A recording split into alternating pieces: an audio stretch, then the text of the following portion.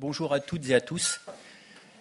Alors je vais bien sûr aborder aujourd'hui devant vous un sujet qui peut paraître largement rebattu, parce qu'on présente souvent Mata Hari comme l'espionne du XXe siècle, ou du moins la plus représentative de la Première Guerre mondiale.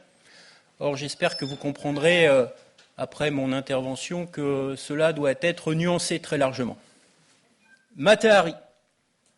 Rarement une affaire d'espionnage aura suscité autant d'écrits et de débats contradictoires, de passion même. Le destin de la danseuse hollandaise a été la source de récits tellement fantaisistes qu'il est bien difficile, encore aujourd'hui, d'y voir clair. Fort heureusement, le dossier du 3e Conseil de guerre, qui l'a jugé pour fait d'espionnage, a été intégralement conservé au service historique de la défense à Vincennes. Nous nous sommes servis de ce dernier pour revenir aux faits eux-mêmes. Nous avons aussi fait appel aux témoignages les plus dignes de foi pour percer les motivations de Mata Hari.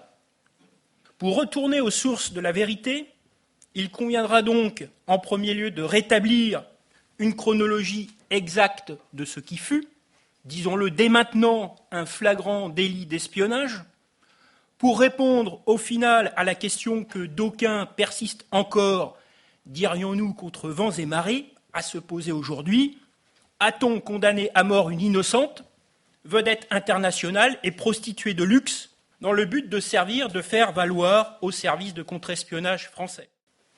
Margaretha Gertruida Zelle, c'est le nom véritable de Mata Hari, est née le 7 août 1876 à Leeuwarden, en Hollande. Je ne sais pas s'il y a des Hollandais dans la salle, excusez-moi d'avance d'écorcher le nom. À 18 ans, elle se marie avec un officier de la marine néerlandaise, de 19 ans son aîné, Rudolf MacLeod, avec qui elle part vivre dans l'est de l'île de Java. C'est là qu'elle apprend quelques mots de javanais et qu'elle s'initie aux danses locales. La photo illustre bien évidemment le mariage de Mata Hari et de son époux. 2 enfants naîtront, dont l'un décédera en 1899. En 1902, le couple revient à La Haye et se sépare. En novembre 1903, Margaret Zelle arrive à Paris. Elle se fait appeler Lady MacLeod. Ça sonne bien sûr mieux que Marguerite Zelle. Et pour survivre, se fait entretenir mi-courtisane, mi-prostituée. Début 1905, elle commence à composer son rôle de danseuse orientale. Émile Guimet, orientaliste fortuné et fondateur du musée du même nom, l'invite à venir danser dans la bibliothèque du musée, transformée pour l'occasion en temple hindou. Sous le pseudonyme de Mata Hari, ce qui signifie « soleil levant » en malais, elle y triomphe dans un numéro mi-érotique, mi-exotique. Femme élancée avec une pommade et une chevelure noire, un regard ténébreux, une bouche sensuelle, elle séduit le public, surtout masculin. Son numéro dénudé fait d'elle une égérie de la belle époque, osant s'affranchir du tabou de la nudité dans cette société française marquée par le rigorisme. Devant son succès parisien, Gabriel Astruc devient son impresario. Il la fait jouer à l'Olympia en août 1905, puis à travers toute l'Europe. L'artiste gagne alors la somme rondelette, tout de même pour l'époque, de 10 000 francs par soirée. Couronnée d'aigrettes et de plumes, elle se produit d'une capitale à l'autre, guettée par les journalistes qui se délectent de ses confidences, mais aussi, il faut bien le reconnaître, de ses multiples inventions au sujet de son passé. Véritable courtisane, elle aime fréquenter les officiers et les hommes politiques, se préoccupant peu de leur nationalité, ce qui lui sera reproché, bien sûr, pendant son procès un petit peu plus tard. En 1907, notamment, elle séjourne à Berlin, et elle devient l'amante du lieutenant Alfred Kiepert. Il l'oblige à arrêter ses spectacles. Ils finissent par se séparer. Revenue à Paris, la carrière de Mata Hari peine un peu à redémarrer. Endettée, elle en est réduite à jouer dans des spectacles plus populaires et n'hésite pas à se prostituer dans des maisons closes. En février 1914, elle reçoit à Berlin un membre du service de renseignement allemand qui lui propose déjà de l'engager. Elle revient en France. Fin juillet 1914, vous voyez comme la date est importante, Mata Hari se rappelle au bon souvenir de son ex-amant, Adolphe Messimy, alors ministre de la Guerre. Le déclenchement du conflit finit par la ruiner. En septembre, elle rentre en Hollande. En décembre 1914, à La Haye, Karl Kramer, consul général d'Allemagne et intermédiaire du service secret, engage Mata Hari. Elle est une vedette de spectacle, polyglotte, elle voyage beaucoup, et sera donc moins suspectée de se rendre d'un pays à l'autre. N'oublions pas qu'elle est hollandaise, pays neutre, ça peut faciliter les choses. Elle accepte dès lors 30 000 marks pour rapporter des informations de France. En janvier 1915, le contre-espionnage français s'inquiète de ses activités, mais ne relève aucun grief contre elle. Profitant du fait qu'elle est à Paris, elle vend son hôtel luxueux de Neuilly-sur-Seine et choisit de retourner à La Haye vivre une vie plus modeste. En novembre, Kramer, toujours lui, se rend chez Mata Hari et lui propose encore 20 000 francs pour ramener des renseignements de Paris. Elle accepte, devenant cette fois officiellement l'agent H21. Elle reçoit 3 fioles, une encre secrète et ses révélateurs pour rédiger ses rapports. Mata Hari s'embarque pour la France via l'Angleterre. Lorsque son bateau est arraisonné par les Anglais, elle a, je dirais, la prudence, et tant mieux pour elle, de jeter ses fioles par-dessus le bord. On la force néanmoins à débarquer à Folkestone pour être interrogée par le MI5, c'est-à-dire le contre-espionnage britannique, qui désire, bien sûr, connaître son identité véritable. Finalement, on ne trouvera rien sur elle, elle ne déclarera rien, donc on la libère. Le 3 décembre, elle arrive à Paris.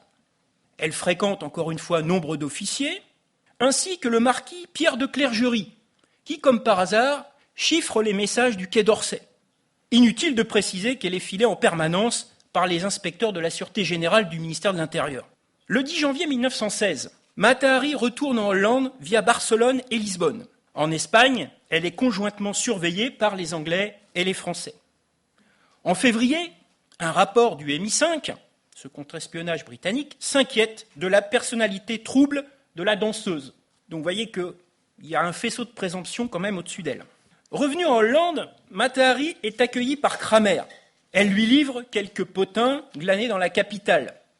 En avril, le chef du service de renseignement allemand étudie le dossier de cet agent H21, Mata Hari. Elle passe pour être un agent médiocre, c'est ce qui est inscrit dans son dossier, dont la formation doit être urgemment reprise si l'on souhaite en tirer quelque chose. Voilà ce qui est écrit dans le dossier, enfin les pièces qu'on peut trouver à Berlin.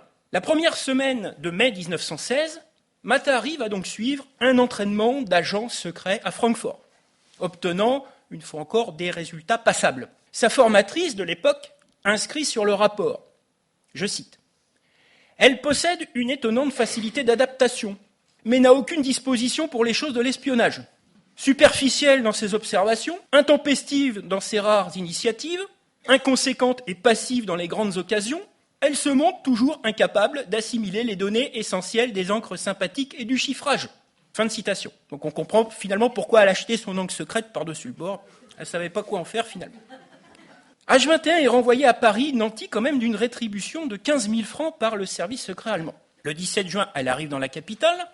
La danseuse, toujours suspecte, est filée en permanence par la police et le contre-espionnage militaire. Oh, c'est vrai qu'elle ne mène pas grand train, mais on note qu'elle fréquente énormément d'officiers franco-britanniques.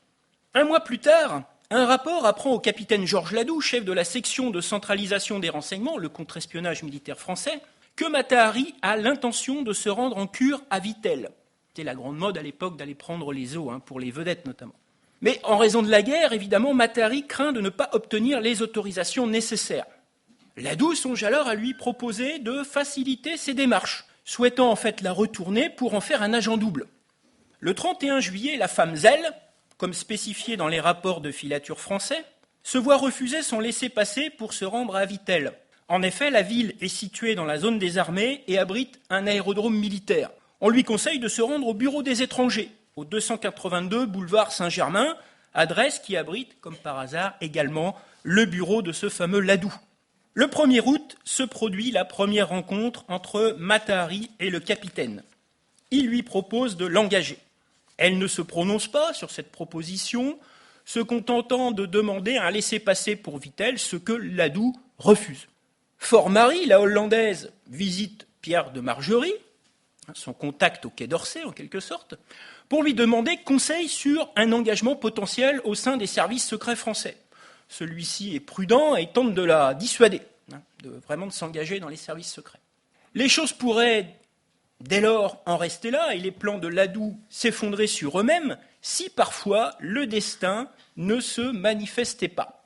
Le 3 août, Mata Hari rencontre en effet celui qui va être son dernier amour et certains auteurs ont dit son véritable seul amour. En l'occurrence, c'est un personnage qui va déterminer la suite des événements. C'est un officier qui appartient au 1er régiment spécial russe. Vous savez qu'il y a des troupes tsaristes qui se battent sur le front français, donc il en fait partie. Il s'agit du capitaine Vadim Maslov. Cet officier a quand même 20 ans de moins qu'elle. Le 8 août, la danseuse retourne voir Ladoux. Si elle parvient à partir pour Vittel, Maslov, qui est blessé, vous voyez ça, son bandeau sur l'œil, est en convalescence à Chalon-sur-Marne. Et donc, s'il est à Vittel, il pourra venir la voir. Donc finalement, elle consent à réfléchir à la proposition du capitaine Ladoux. Elle veut bien faire partie des services secrets français.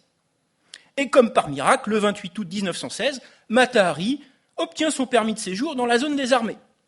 Le 1er septembre, c'est toujours étroitement surveillé, discrètement tout de même, que Mata Hari descend au Grand Hôtel des Bains à Vittel. Donc. Le 16, elle revoit de nouveau Ladoux à Paris. Elle lui confirme qu'elle accepte de travailler pour lui en Allemagne ou en Belgique occupée. Je cite. « Je fréquenterai l'état-major allemand en Belgique.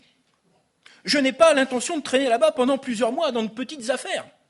Je ferai un grand coup, un seul, puis je m'en irai. Je demande 1 million de francs. » Alors évidemment, le tarif est élevé, même en pleine guerre, mais finalement, Ladoux fait mine de le trouver acceptable, vu les circonstances. Il lui déclare cependant « Si vous nous trahissez, vous apprendrez que nous le savons devant le Conseil de guerre. » Évidemment, Mata Hari est troublée et finalement elle quitte le bureau de Ladoux sans prendre la peine de demander une avance sur la somme d'1 million alors qu'elle est sans ressources, véritablement. Eh bien, pour financer son déplacement, savez-vous ce que fait Mata Hari ? Eh bien, elle a l'audace de demander au service secret allemand 5 000 francs sous la forme d'un chèque qu'elle retirera au comptoir d'escompte à Paris. Le 17 octobre, Mata Hari se rend dans les locaux de la section de centralisation des renseignements du capitaine Ladoux. Et le soir, elle lui envoie un télégramme. Elle en expédie un second le 19. Les 20, 23 et 31, elle retourne encore une fois dans les bureaux de la SCR. Le 4 novembre, Mata Hari touche son chèque de 5 000 francs de la part des Allemands, qui lui est envoyé par sa domestique chez le consul des Pays-Bas à Paris. Et le lendemain, elle prend le train pour Madrid. Sur place, elle s'abouche avec l'attaché militaire allemand, un certain colonel von Kahl, qui lui remet encore une somme de 3 500 pesetas. Enfin, le même attaché, dans un radiogramme à ses chefs, à Berlin, les informe que dès son imminent retour à Paris, ce sont les mots qu'il emploie, l'agent H21 désire recevoir sans délai, par l'intermédiaire de sa domestique Anna Lintiens, du consul d'Allemagne à Amsterdam et du consul de Hollande à Paris, un autre chèque de 5 000 francs. L'argent compte beaucoup pour cette femme, vous l'aurez compris. Le 9 novembre, son bateau qui est en route pour la France est dérouté sur Falmouth par les Britanniques. Mata Hari est interrogé par la Special Branch de Scotland Yard.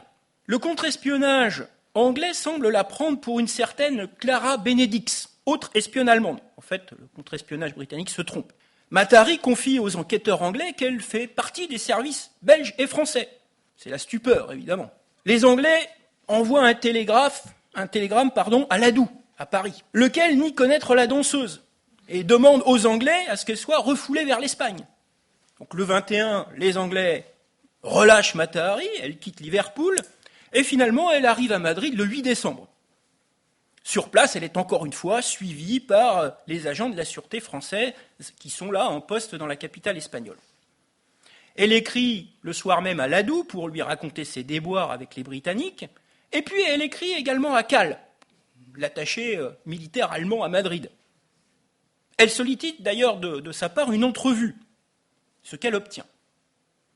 Elle va donner donc à l'Allemand quelques renseignements, quelques balivernes, et elle en profite pour lui demander encore 10 000 francs, que Kahl ne lui versera pas cette fois-ci. Peut-être qu'il était un peu fauché lui aussi, on ne sait pas. En soirée, elle envoie un compte-rendu à Ladoux. Donc, vous voyez, elle est vraiment sur les deux tableaux. Le 11 décembre, la danseuse confie au colonel d'Anvigne, c'est-à-dire l'attaché militaire français à Madrid, l'homologue de Calais, de l'autre côté, qu'elle travaille pour le service de renseignement français. Et elle se met à lui raconter sa visite chez l'Allemand, chez von Kahl. Le 13, l'attaché allemand entame un curieux échange de télégrammes avec Berlin. S'il rend compte de ses tractations avec la danseuse et demande des instructions, il utilise un code secret périmé, que le service secret allemand sait avoir été percé par les Français. Or, ces messages, captés par la station TSF de la Tour Eiffel, vont permettre de confondre ultérieurement Mata Hari. Le 13, Kahl en expédie 2, dont voici la traduction. Je vous demande un petit peu d'effort, hein. Pas que moi qui travaille quand même. Alors bien évidemment, elle n'est pas citée, hein. Ce serait vraiment incroyable de citer un nom propre dans ce type de message, même s'ils sont chiffrés. Mais il y a tout un faisceau de petits indices, en fait, qui mis bout à bout, parce que ça sera bien sûr, vous allez le voir tout à l'heure, pas le seul télégramme que Kahl va envoyer à Berlin et que Berlin va envoyer à Kahl, qui seront remplis de petits indices comme ça. Et au bout du compte, on finira bien par confondre Mata Hari. On verra ça un petit peu plus tard. Voici donc le premier télégramme envoyé par l'attaché militaire allemand à Madrid. Il en envoie un second. Alors ça, c'est vraiment le compte-rendu des informations que Mata Hari a livrées à l'Allemand. Hein, on peut voir qu'il n'y a pas de quoi fouetter un chat. Je pense que si on lisait les journaux de l'époque, ça suffisait très largement à savoir ce qui était censé se passer à Paris ou en Angleterre. Le 23 décembre, un radio utilisant le même code périmé est également intercepté par les Français. Le plus fort, c'est qu'il arrive à Kahl en provenance du ministère des Affaires étrangères de Berlin. En voici la traduction. Donc encore une fois, on comprend que ce n'est pas forcément un agent très adroit, très efficace. Alors sans connaître bien sûr cet échange de télégrammes entre Madrid et Berlin, Mata Hari retourne voir Kahl, le colonel Kahl. Elle touche de lui encore 3500 pesetas. Le soir même, fidèle à ses habitudes, elle écrit une longue lettre à l'attaché français, le colonel d'Anvigne, en donnant les renseignements qu'elle dit d'avoir soutirés à l'attaché allemand. Le 26 décembre, Kahl télégraphie encore à Berlin pour rendre compte du versement de la somme à H21. En prévision du déplacement de la danseuse sur Paris, il commet une indiscrétion supplémentaire qui l'identifie un peu plus. Donc ça fait beaucoup quand même d'indiscrétion. Hein. Le 28 décembre, Mata Hari demande à Kahl de faire expédier 5000 francs au comptoir d'escompte de Paris. Une fois de plus, l'attaché en rend compte immédiatement à Berlin et précise que l'arrivée de H21 en France est imminente. Et évidemment, le texte de la communication est encore une fois capté par la Tour Eiffel. Le 2 janvier 1917, Mata Hari quitte Madrid. Le 4, elle est à Paris. En soirée, elle se rend au ministère de la Guerre pour tenter de voir Ladoux. C'est un échec. Le 5, l'état-major de Berlin s'inquiète auprès de Kahl de l'envoi d'un rapport secret de H21 qui ne lui est pas parvenu. Encore un message, bien sûr, décrypté par les Français. Sur ces entrefaites, Mata Hari retourne au 282 boulevard Saint-Germain et demande encore une fois à voir Ladoux. On lui répond qu'il est absent. Même réponse le lendemain. Le 7, elle parvient enfin à être reçue. C'est un peu la douche froide pour elle. Ladoux met en doute la valeur des informations transmises par ses soins depuis Madrid. Et quand elle demande à être payée son million, eh bien, il refuse. Une semaine plus tard, elle lui écrit se proposant encore une fois pour accomplir une mission, je cite. « Que voulez-vous de moi ? Je suis disposé à faire tout ce que vous désirez. Je ne demande pas vos secrets, je ne veux pas connaître vos agents. Je suis une femme internationale. Ne discutez pas mes moyens, ne gâtez pas mon travail par des agents secrets qui ne peuvent pas comprendre. » Fin de citation.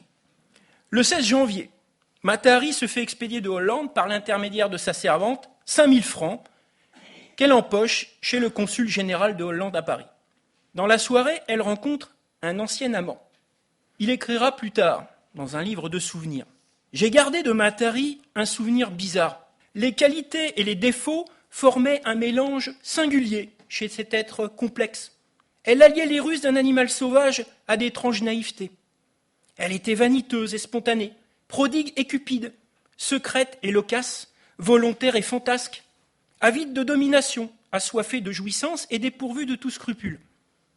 L'instinct primait beaucoup en elle l'intelligence qui était médiocre. Elle vivait de chimères, elle se laissait guider par son imagination et c'est ce qui la perdit. Fin de citation. Le 3 février 1917, le lieutenant Maslow, le beau Maslow, la rejoint à son hôtel et lui apprend que le contre-espionnage russe a contacté son colonel pour qu'il cesse de la fréquenter. En cette occasion, elle a été qualifiée, je cite, de personne dangereuse, ce qu'elle nie évidemment devant son amant. En manque d'argent, Mata-Hari quitte le Plaza pour l'Élysée Palace. Quand même des hôtels qui se tiennent. Comme les rapports de filature n'ont rien donné et que la danseuse est sur le point d'obtenir son visa pour la Hollande, Ladoux, chef du contre-espionnage, décide de la faire arrêter. Le 10, une lettre de Lyautey, ministre de la Guerre, désigne la danseuse hollandaise au gouverneur militaire de Paris comme étant une espionne allemande. Un ordre d'informer émanant du gouvernement militaire de Paris est transmis au capitaine Pierre Bouchardon, rapporteur près le 3e Conseil de guerre de Paris, qui va donc délivrer le mandat d'amener. C'est le commissaire Albert Priolet qui est chargé de l'arrestation. Alors, il y a dans les mémoires de Priolet, je fais un petit aparté, il y a des détails truculents sur l'arrestation de Mata-Hari. En fait, quand il arrive dans l'appartement accompagné de policiers de la sûreté, elle est à moitié dévêtue, bien qu'elle soit seule dans l'appartement. Il y a un casque à pointe sur une table qui est incrusté par la pointe dans une table remplie de bonbons, qui sert de bonbonnière. Enfin, il y a du linge sale partout. Enfin bon, c'est assez curieux, en fait. Voilà, c'est une ambiance assez curieuse. Fermons la parenthèse. Le 13 février 1917 se produit donc l'arrestation de la danseuse. On la voit ici le jour précis de son arrestation dans les locaux de la police. L'acte d'accusation est le suivant. Donc, autant vous dire qu'en temps de guerre, c'est quelque chose de très grave qui risque de conduire finalement devant un poteau d'exécution. Le 6 mars, un nouveau télégramme de Berlin conforte l'idée de la culpabilité de la danseuse chez les Français. Le 11 avril 1917, Ladoux prévient le capitaine Bouchardon qu'il va lui fournir des preuves tangibles de la culpabilité de l'espionne pour mieux la confondre. Mais il précise cependant qu'il préférerait qu'elle passe autrement aux aveux. Bouchardon presse donc Mata-Hari de questions. Elle nie évidemment férocement faire partie du service secret allemand, affirme ne pas avoir fourni de renseignements à Kahl. Elle prétend que les chèques encaissés par elle au comptoir d'escompte à Paris proviennent d'un ancien amant en Hollande. Le 23, maître Clunet, déjà âgé, mais qui fut lui aussi un amant de Mata-Hari dans le passé, et qui est devenu son avocat, écrit à Pierre Bouchardon, au capitaine Bouchardon, pour faire relaxer Mata-Hari. En effet, sa cliente est enfermée depuis 2 mois déjà, sans aucune preuve contre elle, une preuve tangible. Avant que sa relaxe intervienne, Ladoux prend finalement la décision de fournir le texte des télégrammes échangés entre Madrid et Berlin et captés par la Tour Eiffel. Et évidemment, pour le magistrat instructeur, l'affaire va s'éclairer d'un seul coup. Le 1er mai, Bouchardon prouve à Mata-Hari qu'elle est bien H21, texte des télégrammes à l'appui. Elle nie tout d'abord qu'il s'agisse d'elle. Mais devant l'accumulation de preuves et le luxe de détails qui la désignent presque aussi clairement que si elle était nommée, elle s'effondre. Le 13, Mata-Hari est mise en présence de Ladoux. Le 21, elle passe aux aveux, tout en mentant quand même sur un certain nombre de points jugés trop compromettants à ses yeux. Le lendemain, 2e confrontation avec Ladoux. Le capitaine soutient de ne pas l'avoir engagée, déclarant devant le capitaine Bouchardon, je cite, « Un agent est engagé quand il a reçu une mission, un numéro d'ordre, des moyens de communication et de l'argent. On ne peut confier une mission à un agent que quand on est sûr de lui. MacLeod m'était très suspecte. » Fin de citation. Devant le magistrat instructeur, le capitaine justifie donc sa ligne de conduite par la volonté simple de confondre un faux agent double. Le 23 mai, Bouchardon, qui est un personnage très retors, très rusé, piège Mata Hari. Finalement, elle reconnaît avoir fourni des renseignements au service secret ennemi. Elle déclare « En tout cas, je n'ai fourni aucun renseignement militaire ». Fin de citation. Donc, ça veut dire qu'elle a quand même été en tractation avec le service secret ennemi. Elle est donc, aux yeux de la justice militaire française, réellement une espionne, de faible envergure, certes, mais une espionne tout de même. Ainsi que le laisse transparaître encore un télégramme de Berlin, très lapidaire. Une semaine plus tard, Mata Hari est encore une fois confronté à Ladoux. Ce dernier lui propose de livrer ses complices en France pour sauver sa tête, proposition que la danseuse repousse. Le 21 juin, l'instruction du procès Mata Hari s'achève. Bouchardon aura interrogé 17 fois la prévenue. Le 24 juillet, le procès s'ouvre par la défense de l'accusé. Bon nombre des protagonistes dont les noms vont être cités sont absents. La plupart sont d'anciens amants, tels Adolphe Messimy, et ils craignent évidemment pour leur réputation. Ladoux est le lieutenant-colonel Goubet, qui est son supérieur hiérarchique dans le contre-espionnage français, peuvent développer à loisir leur version des faits. Ils sont convaincus que Mata Hari est une espionne de haut vol et vont tout faire pour en convaincre le jury, preuve à l'appui.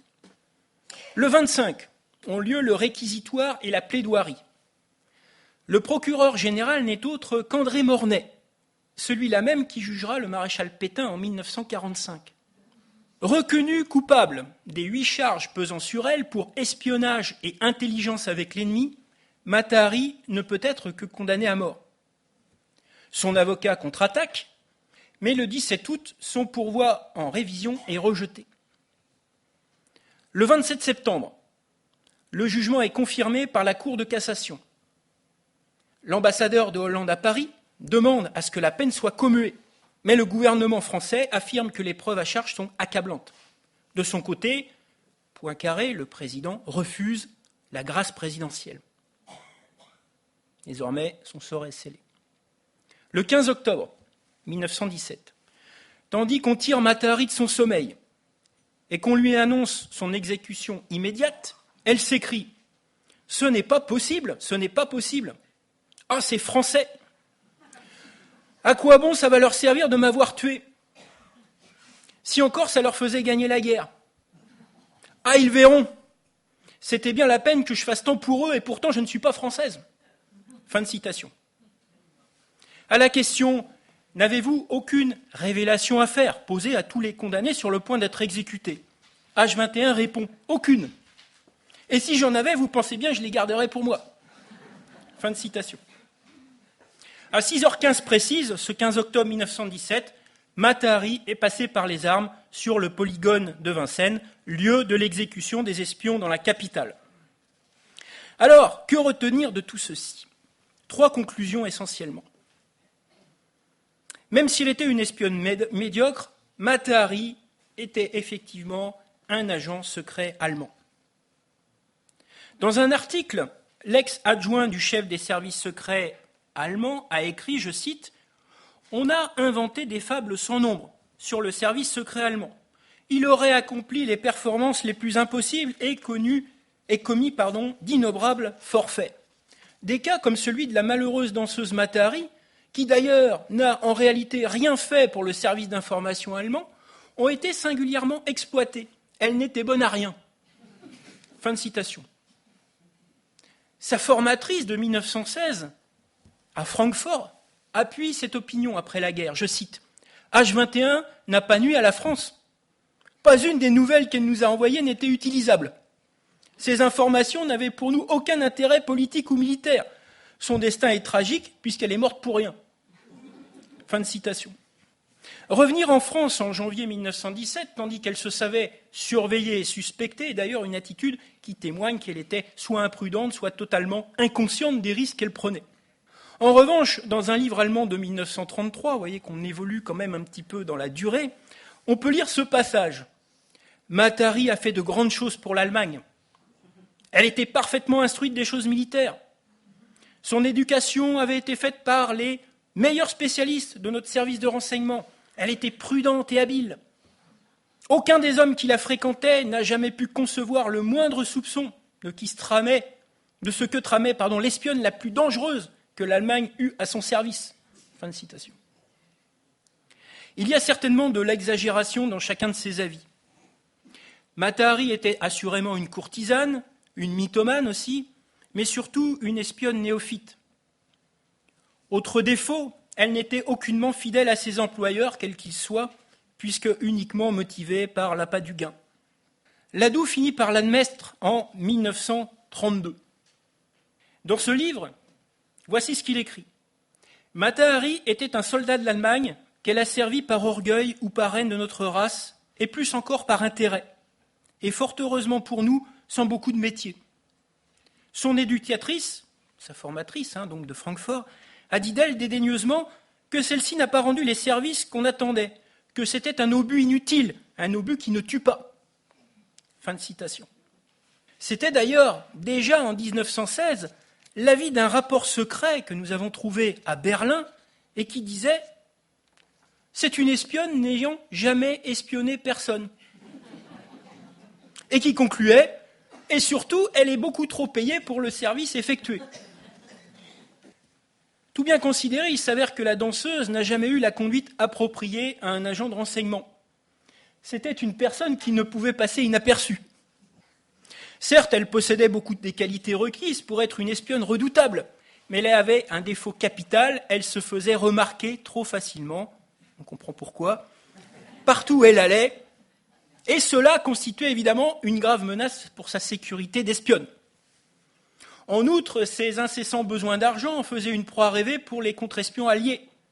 Bref, elle n'a rien apporté au service secret allemand, si ce n'est des complications. Son utilisation était donc très dangereuse, puisque par ses frasques et par sa cupidité, elle se mettait en position d'être confondue et arrêtée à tout moment. Pouvait-on compter dès lors sur son mutisme ? Nullement, car elle était tout sauf fidèle. Un témoignage important et cependant peu connu a été recueilli par un journaliste français à Madrid en 1936.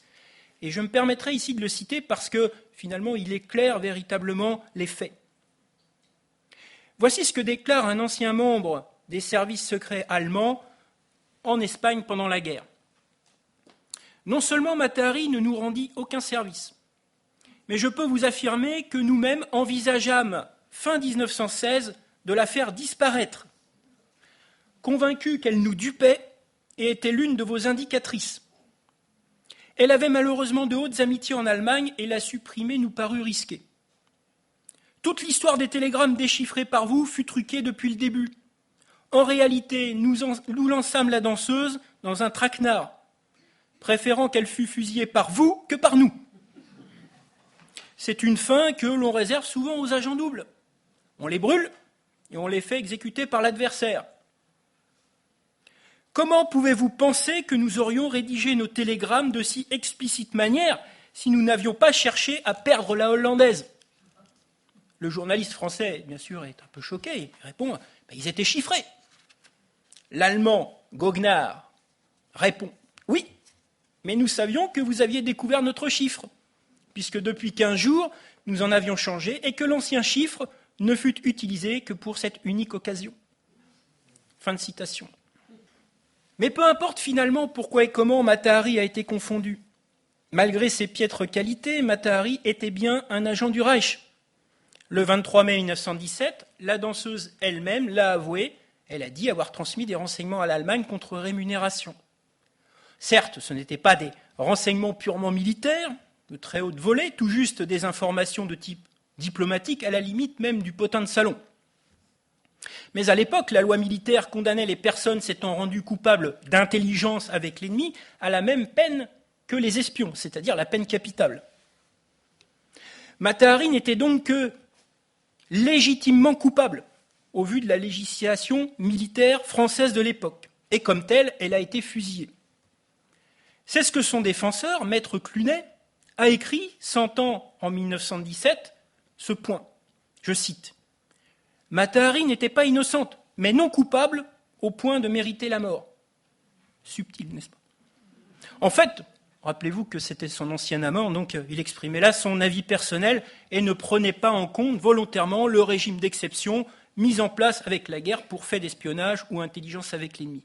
Pour Bouchardon, en revanche, cette affaire était claire comme de l'eau de roche. Pour la résumer, elle ne fut pour lui qu'un flagrant délit, une banale affaire d'espionnage purement commerciale, comme tant d'autres cas pendant la Grande Guerre. Qu'on s'en persuade, il ne s'agissait pas là d'un acharnement spécifique au cas Matahari. La peine capitale a été appliquée aux agents français découverts en Allemagne pendant la guerre. Rappelons aussi que la démarche volontaire de la danseuse pour entrer dans le monde sans pitié du renseignement ne s'est pas faite de façon désintéressée.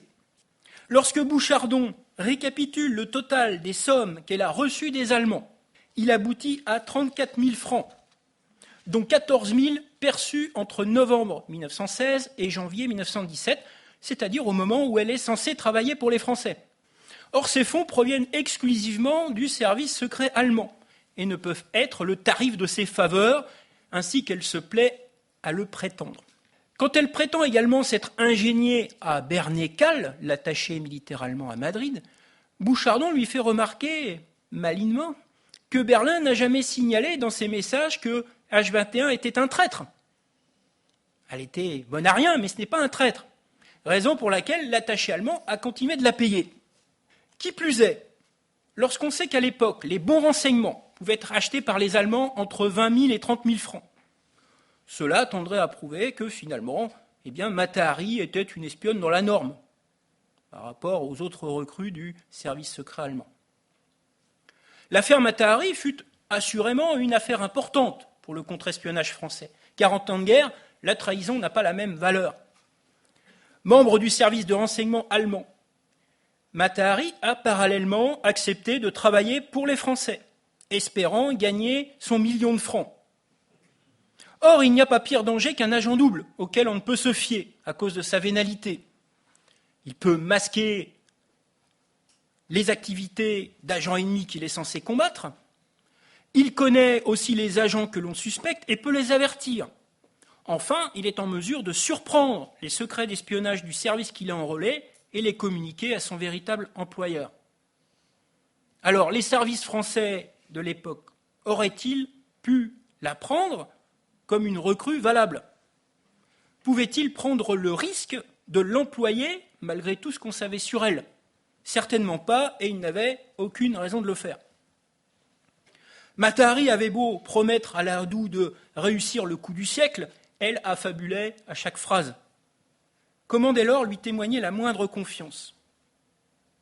Même pendant l'instruction de son procès, alors qu'elle aurait dû jouer franc jeu pour espérer sauver sa tête, Matahari a menti sur de nombreux points que, malheureusement pour elle, le déchiffrement des télégrammes allemands a mis en lumière.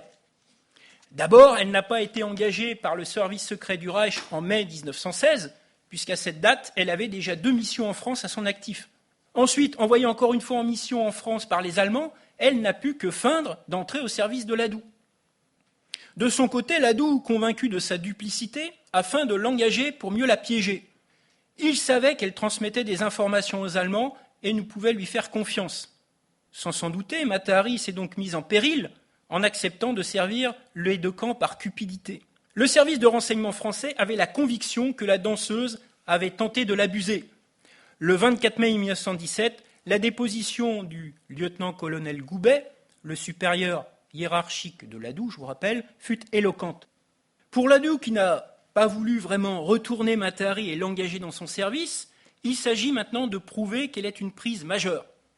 Il défend son point de vue afin de mieux dissimuler les propositions d'enrôlement qu'on pourrait lui reprocher.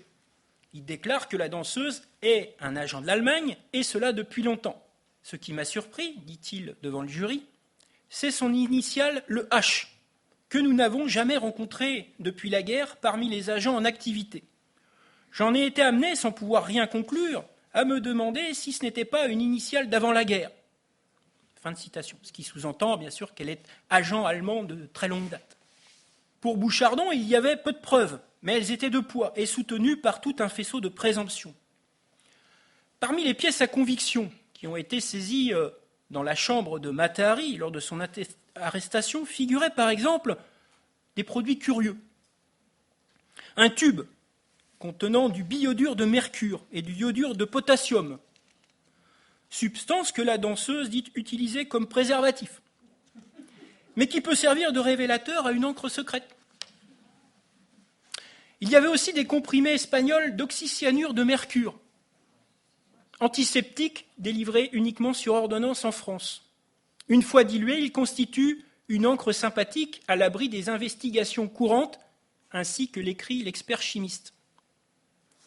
Et puis il y a le courrier qui transite par la valise diplomatique hollandaise, non pour gagner du temps, comme le prétend Matahari, mais pour échapper au contrôle postal français.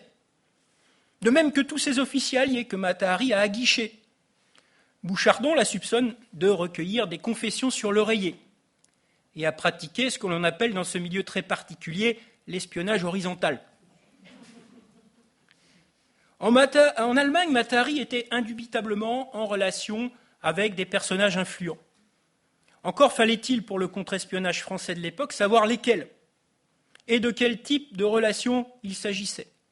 Avec le recul du temps, il s'agissait probablement de conquête masculine sans lendemain. Dans une lettre directement adressée à Bouchardon, l'espionne tenta de marchander sa libération du fond de sa cellule en ces termes. « Si le capitaine Ladoux peut me faire donner ma liberté immédiate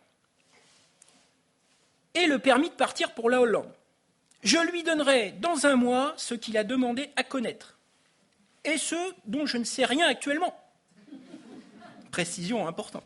Le détail de l'organisation de l'espionnage en France et à Paris. C'est cela que le capitaine désire savoir. Eh bien qu'il me donne l'occasion de m'en occuper. Je ne suis pas au courant des secrets allemands, mais je peux les savoir. Fin de citation. Encore une fois, il pouvait s'agir d'affabulation. Que savait-elle et avec qui était-elle en contact? Alors voici une carte vous voyez, qui a été rédigée par Matahari pour se plaindre des filatures dont elle était, entre guillemets, victime à Paris. Alors évidemment, le détecteur de mensonges n'existait pas à cette époque. L'analyse graphologique de l'écriture de Matahari n'a été réalisée qu'une seule fois, dans les années 20. Voici ce que le spécialiste a écrit à son sujet sans savoir à qui cette écriture appartenait. On ne saurait accorder sa confiance à une nature aussi versatile, agitée, trépidante, toujours prête à des déterminations extrêmes. C'est un caractère téméraire qui mesure mal l'obstacle, assurément confiante dans son destin, passionnée et orgueilleuse. Sa nature très exaltée, exagérée, l'oblige à bâillonner la vérité. Elle réalise le mensonge dans l'impulsion. Fin du rapport du graphologue. Seconde conclusion à tirer de cette affaire Matahari. Eh bien, même si c'était une vedette, nationale mais surtout internationale, elle a été convaincue d'intelligence avec l'ennemi, en temps de guerre. Et au même titre que d'autres inconnus, elle a été fusillée pour ses crimes. L'épargner uniquement parce qu'elle était célèbre, alors que d'autres, complètement inconnus, étaient passés par les armes, aurait-il été toléré par la population française? Pourquoi aurait-elle bénéficié d'un traitement de faveur? Au moment où les dirigeants français disaient que l'heure était à un raidissement, seul gage de victoire. Le romancier cocardier Louis Dumur, romancier français, contemporain de cette affaire, écrit, je cite, « L'ouragan défaitiste qui soulevait la France continuait de souffler. » C'est à nuancer, mais voilà, c'est le style de l'auteur. Pouvait-on supposer qu'au moment où on jetait à Paris des suspects au conseil de guerre et où on fusillait derrière le front de malheureux soldats coupables d'avoir cédé à un moment de défaillance, pouvait-on croire que l'espionne prise sur le fait et condamnée à l'unanimité par ses juges militaires avait une seule chance d'échapper à son châtiment? Fin de citation. À la fin de l'instruction de son affaire, Bouchardon déclare d'ailleurs à la danseuse qui a hâte de passer en jugement, je cite, « Il vaut mieux ne pas le faire maintenant. Le mois dernier, c'est-à-dire en juin 1917, nous avons vécu de pénibles moments. Les grèves, des mutineries dans l'armée. Les plaies ne sont pas refermées et les esprits encore chauds. Ne soyez pas pressés. » Fin de citation. La thèse du complot menée à l'arrière, thèse qui se répand, exige bien sûr des autorités de frapper fort au moment précis où l'Union sacrée se désagrège et que l'armée française est convalescente après l'échec de l'offensive Nivelle et la crise des mutineries. Ce n'est d'ailleurs pas un hasard si, un mois après l'exécution de Mata Hari, Clemenceau accédera au pouvoir sur un programme jusqu'au boutiste. Cette toile de fond, douloureuse et cruelle, née après 3 années de guerre, est bien réelle, mais elle n'explique aucunement le sort réservé à la danseuse, ainsi que certains historiens l'ont écrit. Certes, plus que jamais en cette fin de 1917, il était important pour le gouvernement de prouver que l'arrière soutenait l'avant et que la capitale n'était pas qu'un repère d'embusqués, comme on pouvait le lire fréquemment. Pour les services secrets français, il fallait frapper l'opinion et montrer l'efficacité du contre-espionnage. Avec Mata Hari, Ladoux avait tout à gagner.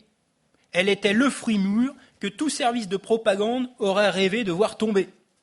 En 1917, cette danseuse était parfaitement connue du plus grand nombre.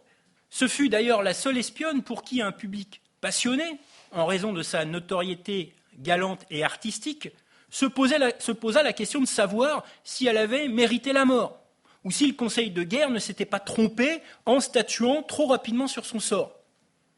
Des historiens, toujours les mêmes, ont prétendu qu'on avait voulu, avec l'aide des journaux, faire de la danseuse un bouc émissaire, dont l'immolation, réclamée et attendue par les Français, pouvait asseoir la réputation des services de contre-espionnage. Là encore, c'est inexact, puisque la presse ne fut prévenue de l'arrestation de Mata Hari qu'à la fin de l'instruction de son procès. Ce n'est que le 24 juin 1917 que le Petit Parisien sortit un article sur le procès en cours, puis ce fut au tour d'autres journaux. Un journaliste, qui ne croyait pas du tout en la culpabilité de celle qu'il dépeignait, je cite, comme une demi-mondaine écervelée, écrivit, je cite, « Mata Hari, une espionne ? Cela, vraiment, ne semble pas possible. » Fin de citation. Une note fut expédiée le 24 juillet 1917 pour prévenir la presse que le jugement de l'affaire Mata Hari se déroulerait à huis clos, par application de l'article 113, paragraphes 3 et 4 du Code de justice militaire ainsi rédigé. Je vous le lis. Les séances sont publiques à peine de nullité. Néanmoins, si cette publicité paraît dérangeante pour l'ordre et pour les mœurs, le Conseil ordonne que les débats auront lieu à huis clos. Dans tous les cas, le jugement est prononcé publiquement. Le Conseil peut interdire le compte-rendu de l'affaire, cette interdiction ne peut s'appliquer au jugement. Fin de citation. Ainsi, vous comprenez bien que si on avait voulu réellement faire de l'affaire Mata Hari une manipulation médiatique, les journaux auraient été prévenus bien avant pour que la capture de l'espionne, entre guillemets, du siècle, jeune siècle, serve de faire valoir aux services de contre-espionnage. La politique des services secrets en matière de communication d'information à la presse échappait à ces considérations. Elle n'avait d'ailleurs pas évolué depuis 1916 et elle ne souffrira pas d'exception, même pour l'affaire Mata Hari. Une note du lieutenant-colonel Goubet, transmise début 1916, stigmatisait le danger qu'il y avait à laisser publier les motifs des condamnations à mort d'espions. Une autre note de 1916 rappelait, je cite, « Afin de ne pas gêner l'instruction des affaires, les journaux devront garder le silence sur l'arrestation des personnes soupçonnées d'espionnage et de contrebande de guerre. Mais on pourra, sauf avis contraire et motivé de la justice militaire, laisser publier les sentences. » Fin de citation. L'affaire Mata Hari prenait même trop d'ampleur au goût des services secrets français. Le 29 juillet 1917, ils envoyèrent cette note au cabinet du ministre au sujet de son traitement par les journaux. Je cite. « La publicité donnée aux détails de cette affaire est nuisible à l'exécution du service de contre-espionnage. » Fin de citation. Le 6 août, tandis que la danseuse s'était pourvue en cassation, la section presse du ministère de la Guerre répondit ceci aux récriminations du contre-espionnage. Je cite. « Il est difficile, en pratique, d'obtenir que les journaux, même prévenus à l'avance, fassent le silence complet sur les questions d'espionnage et de contre-espionnage. Alors surtout qu'une condamnation est intervenue, comme cela était le cas pour la femme Zell, dite Mata Hari. » Fin de citation. Les censeurs, d'ailleurs, étaient particulièrement attentifs à ce sujet. L'un d'eux écrivit dans ses souvenirs « Mata Hari, le bruit de son exécution court périodiquement. Nous l'avons échauffé plus de 10 fois. » Fin de citation. Ainsi, et À contrario de ce que d'aucuns prétendent, les circonstances dans lesquelles la danseuse a été confondue ont provoqué un excès de discrétion. Cela est compréhensible. Lors du procès, la possibilité qu'avaient les Français de déchiffrer les télégrammes secrets allemands était en effet une information qui devait absolument être tenue secrète. Dans le cadre de l'affaire Matahari et des télégrammes échangés entre Madrid et Berlin, les Français, ignorant la volonté ennemie de dénoncer la danseuse, ne savaient pas que ces employeurs allemands comptaient sur le fait que leurs chiffres avaient été percés. Rappelons que ce n'est pas avant la fin d'avril 1917 que Ladoux a transmis à Bouchardon le texte des 14 télégrammes compromettants pour Matahari. Et encore le fit-il parce que, faute de preuves, elle pouvait être relaxée. Paul Painlevé, ministre de la Guerre, prit la peine de rappeler la nécessité de garder cet avantage caché en ces termes. Donc c'était vraiment un secret de guerre qui devait être préservé parce que grâce au fait que le chiffre allemand était percé, on arrivait bien évidemment à lire les messages du service de renseignement allemand, mais pas simplement. On arrivait aussi à déchiffrer les conversations entre les U-boats, les sous-marins, entre les zeppelins, les dirigeables. Donc c'était vraiment un atout majeur. Le 3 mai, Ladoux précisa de nouveau à Bouchardon l'enjeu consistant à préserver ce secret, puisqu'ayant déjà permis l'arrestation d'espions et devant permettre d'en arrêter d'autres, à condition d'être préservés. Il fallait parallèlement conserver la discrétion de ceux qui, quotidiennement, en France et à l'étranger, travaillaient dans le cadre des enquêtes de contre-espionnage, qu'ils soient policiers ou militaires. Le 15 octobre 1917, jour de l'exécution de la danseuse, les services de censure reçurent encore l'ordre d'interdire toutes les photographies détournées qui pourraient être prises lors de l'exécution de la danseuse. Rappelons d'ailleurs qu'il n'y a pas eu de photographie sur les lieux de l'exécution et que tous les clichés qu'on peut voir circuler ne sont que des mises en scène d'après-guerre. Troisième et dernière conclusion. Eh bien finalement que cette espionne, soi-disant la plus représentative du XXe siècle ou de la Grande Guerre, eh bien ce n'était finalement qu'une aventurière et une prostituée. Aux yeux de ceux qui l'ont jugée, Matahari n'était qu'une fille de petite vertu. Personne peu recommandable pour la morale d'alors. Ses passages à Paris en 1915-1916 avaient encore été l'occasion de se prostituer dans des établissements du quartier de l'Étoile pour arrondir des fins de mois toujours difficiles, comme en témoigna le médecin de la préfecture de police qui fit sa connaissance dans ces circonstances. Rappelons que Marguerite Zell était une femme qui avait érigé le libertinage en mode de vie. Partout où elle se rendait, cette provocatrice était précédée par ses réputations sulfureuses. Et d'ailleurs, en 1917, la photo en témoigne, son charme provenait moins de sa personne que de l'idée qu'on se faisait d'elle et du parfum de scandale qui l'entourait. Pour le jury qui la condamna, elle était l'espionne idéale, utilisant ses charmes pour mieux trahir. Elle répondait parfaitement à tous les stéréotypes en la matière. Au sein des officiers qui formaient ce troisième conseil de guerre, figuraient un garde républicain et un gendarme, représentant d'un corps dont l'une des missions était justement la répression de la prostitution comme mesure de lutte contre l'espionnage.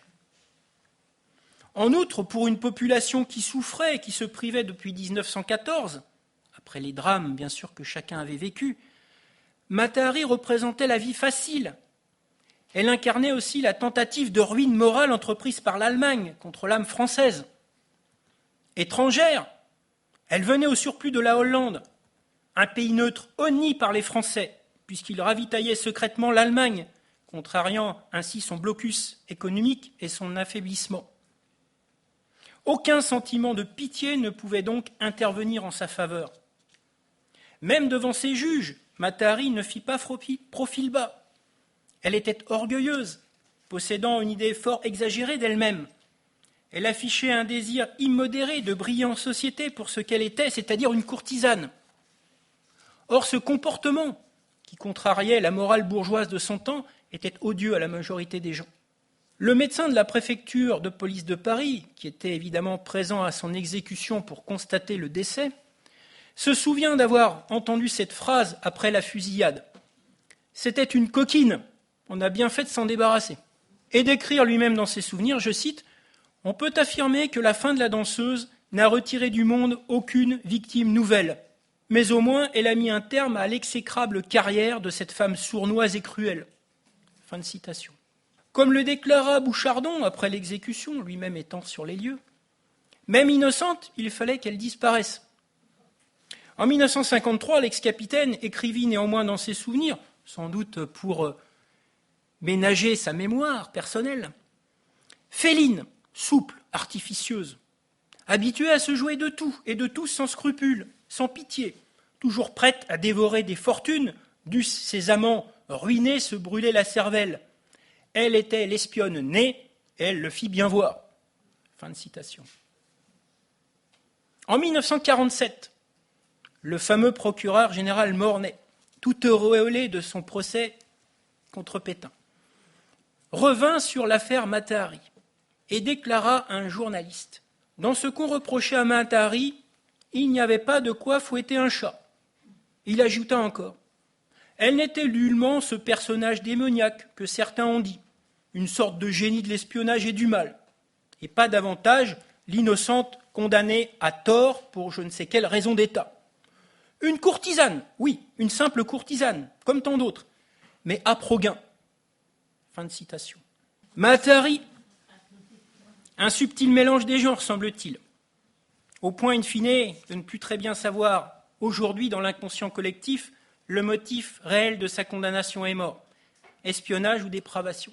Je vous remercie de votre attention.